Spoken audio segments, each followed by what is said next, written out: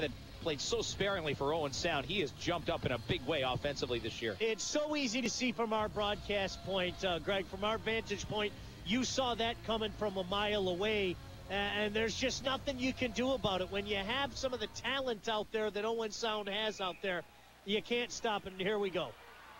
McCann is going to fight here with Miles Cope off the face-off. McCann getting a couple in early, but Cope ends up with a couple more, and he keeps pounding on him as the linesmen jump on, which is B-U-S-H. Then he yells woo a couple times after he got a couple free shots in, and boy, McCann's bleeding pretty good down there. Yeah, he is. He'll get his time. Brian Bernstein, the head trainer, is going to get out, and they still won't get him off. I don't believe this. Cope got a couple of cheap shots in there, ladies and gentlemen. Goodness.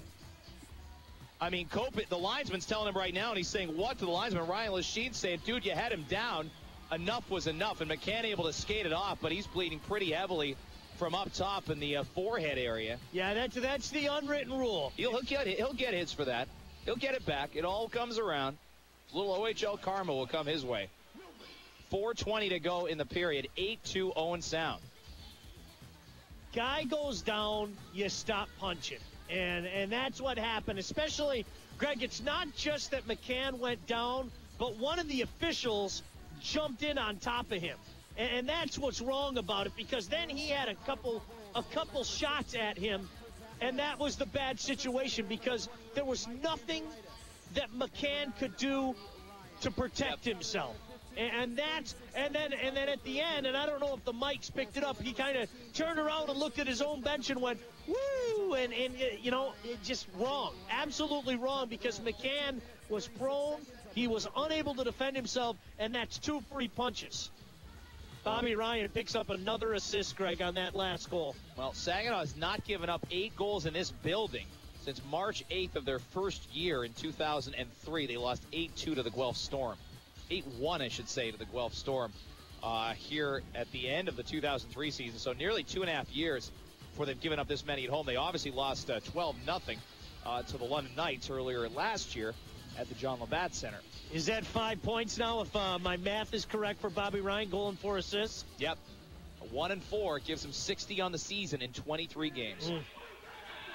And Ryan coming in tonight had a 6-point night, a goal and 5 assists against Oshawa October 8th, 5 assists against Guelph October 22nd, and he had 3 4-point nights and 7 3-point nights. That might be the worst job I've ever seen of getting blood off the ice by the officials.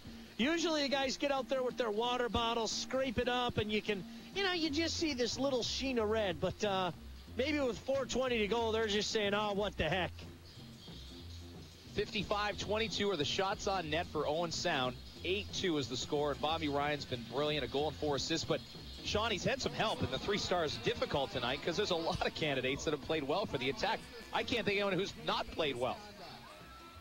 Well, they gave Cope a game misconduct there, Greg, and rightfully so.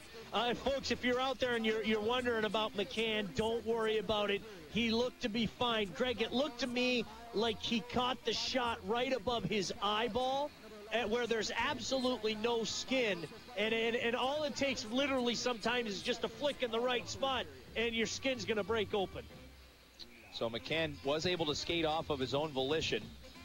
A lot of folks leaving the building of their own volition, hoping for better things tomorrow against the Peterborough Petes. At the very least, Sean, you know it's going to be an angry Saginaw Spirit team taking on the Peterborough Petes tomorrow. Regardless of the Petes result tonight, Spirit know they have to come out harder charging than they did this evening. Sammy Spirit trying to keep the crowd entertained. He was just doing the Pee-wee, Greg.